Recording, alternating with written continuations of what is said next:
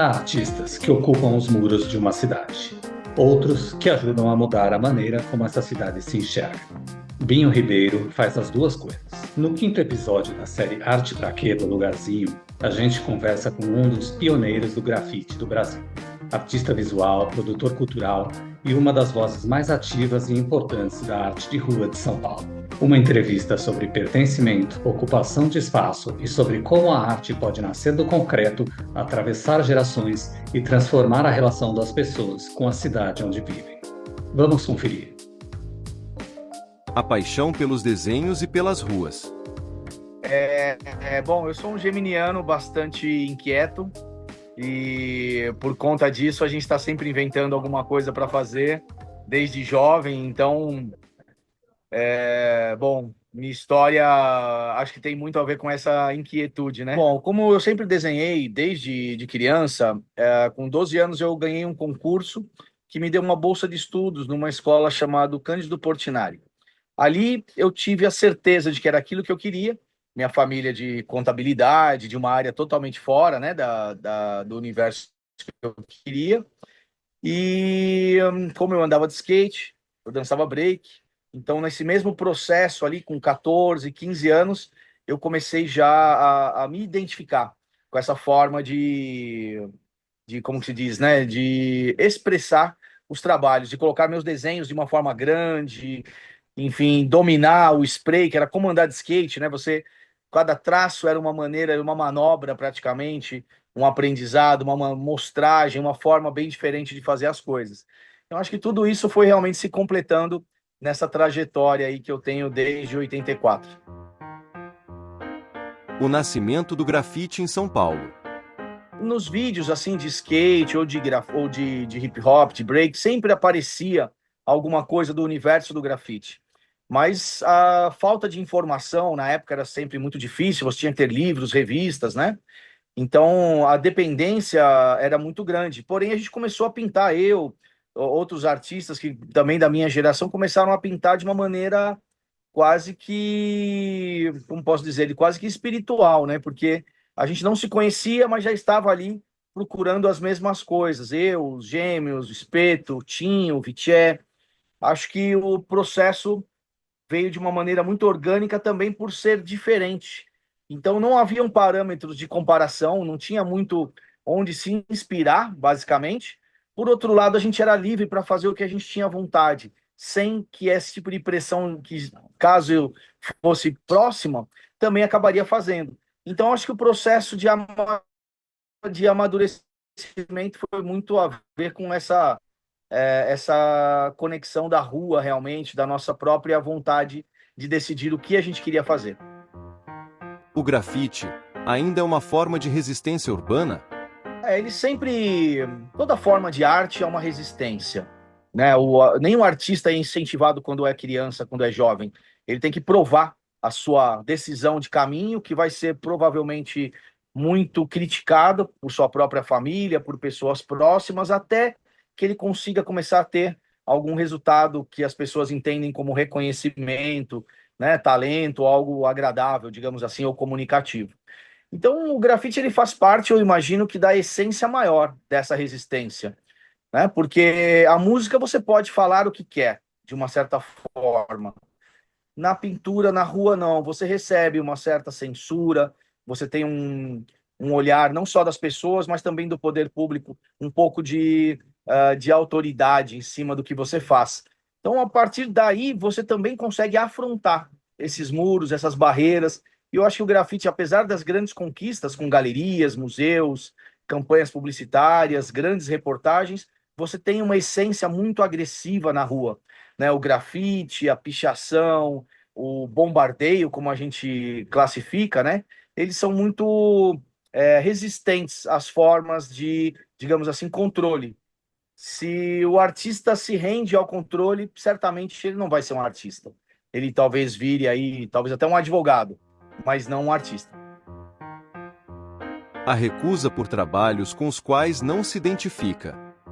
Isso acontece ou porque tecnicamente não é algo que eu conseguiria atender à vontade do cliente, ou a motivação também, claro, que envolve também o tipo de contratação, o tipo de trabalho, como às vezes também você ser usado como massa de manobra, às vezes política, e alguma coisa que não te agrada.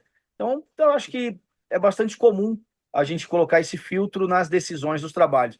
É mais fácil eu aceitar um trabalho que não tenha recurso nenhum, que eu tenha que colocar toda a estrutura, que eu tenha que me dedicar, me deslocar, fazer uma série de coisas, do que aceitar algo com estrutura, porém, que fere ali a questão, não digo ideológica, numa parte assim, fechada, né? Que me bloqueie, mas quando foge um pouco a questão meio que do caráter que envolve o trabalho. Então, é um cuidado importante de ter para que você tenha uma carreira também saudável e com menos dificuldades.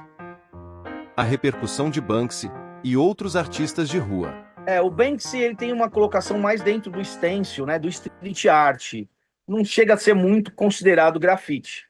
Porém, a intervenção, a maneira inteligente que ele trabalha, eu acho que é sempre bom para a cultura como um todo, você ter pessoas rompendo barreiras. Eu acredito que ele rompeu grandes barreiras.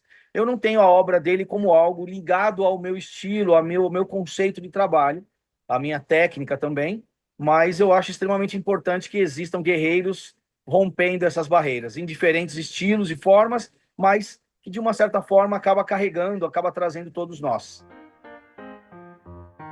A curadoria do Museu Aberto de Arte Urbana e da Bienal do Grafite. Bom, eu nunca consegui esperar que as pessoas fizessem coisas para mim, coisas para que eu pudesse participar. Então, eu sempre tive no meu olhar a necessidade de criar espaços para que a gente pudesse convidar outras pessoas e crescer a participação da cultura como um todo. Acho que eu tive muito êxito nas minhas decisões e nos caminhos que eu escolhi nesse sentido, das escolhas de artistas. É sempre muito difícil, porque você não escolhe um artista porque você gosta da pessoa.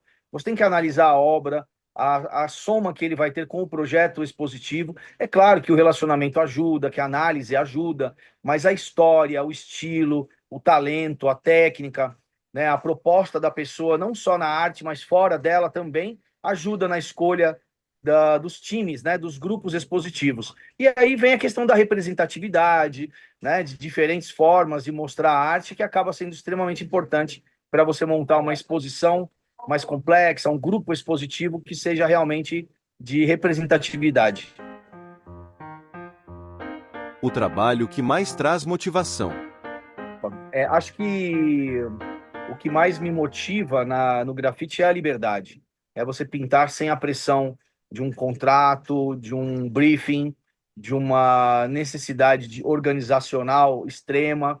Também gosto desses desafios. Quando você faz um prédio, é extremamente necessário a disciplina, o controle também do grupo, a visão daquilo que você está fazendo, tanto na parte estética como na parte de logística, né, na organização da história. Eu gosto muito desses desafios, mas o que me faz mais feliz mesmo é pintar na rua, num lugar às vezes até abandonado, seja no Brasil, em Paris, em qualquer outro lugar que eu tenha a oportunidade de pintar. O mais gratificante é a energia dos outros artistas junto com a sua, né, o coletivo ocasional que a gente consegue fazer na rua. A arte de rua de São Paulo. A arte de rua de São Paulo, ela é praticamente um exemplo para diversos outros países. Até a relação que a gente tem com o poder público, as enormes conquistas que tivemos, inclusive como leis, né? Nós temos leis federais, nós temos leis municipais, nós temos uma série de fomentos, de projetos editais, né, para a arte. Mas é claro que ela também se mantém, muitas vezes sendo atacada por pessoas que pensam diferente, por movimentos ou questões ideológicas que imaginam que tudo tenha que ser sobre controle. E o controle e arte são coisas que não combinam. Então eu imagino que São Paulo, sendo essa grande referência, no bom e muitas vezes também no ruim, a gente tem a oportunidade de melhorar, de fazer com que isso chegue a mais pessoas iniciantes ou veteranos, mas que tenham um suporte para que possam ter aí uma vida mais tranquila e produzir arte de uma maneira ainda mais criativa e que traga aí um benefício para a cidade. O futuro, eu acho que a gente vem construindo, e a cada ano a gente percebe mais conquistas, mais oportunidades e, logicamente, patrocínios ou mesmo contratações por empresas ou campanhas que realmente possam usar a nossa arte de uma forma muito construtiva. Visita o ateliê e outros espaços. Pode sim, eu tenho hoje meu espaço no Arena, que fica na cobertura da Galeria do Rock. É um lugar fantástico, a própria galeria já é um lugar a ser visitado. E esse espaço que eu venho mantendo aqui também, a gente chama de Hall of Fame, aqui eu coloquei o nome de Graffiti Garden. Então você pode almoçar, por exemplo, ao resultados recentes com artistas da França, artista de Madrid, artista da Bulgária, diversos brasileiros, e esse é um espaço em constante construção. Então é um pouquinho triste você apagar uma obra e entra uma obra nova. Então o show não pode parar. Assim como uma banda termina sua apresentação e a outra entra, a gente tenta fazer esse formato expositivo aqui com essa mesma energia, com essa mesma intenção de transformar o lugar sempre em algo importante a ser visitado. O que o Binho de hoje diria ao jovem Binho dos anos 80? Eu acho que eu diria... Acho não, né? Com certeza. Faz o que você gosta, faz bem, se dedica. Se você gosta, você não vai ter problema em acordar mais cedo, em passar a noite sem dormir, em se dedicar ao extremo, porque se você também não se dedicar, nada acontece. Então, através do grafite, você pode chegar na tatuagem, nas ilustrações, nas pinturas de obras que vão para galerias, você pode chegar numa cenografia, num trabalho gráfico, ou seja, a porta do grafite tem que ser divertida, tem que ser agradável, tem que ser algo que realmente te dê visão e oportunidades para que você possa aí flutuar, digamos assim, na sua carreira, nas suas escolhas e batalhar. Isso daí não tem jeito, você vai batalhar a sua vida inteira. É isso, muito obrigado. Gostou desse bate-papo? Você pode entrar em contato com Binho Ribeiro pelo Instagram, @binho3m.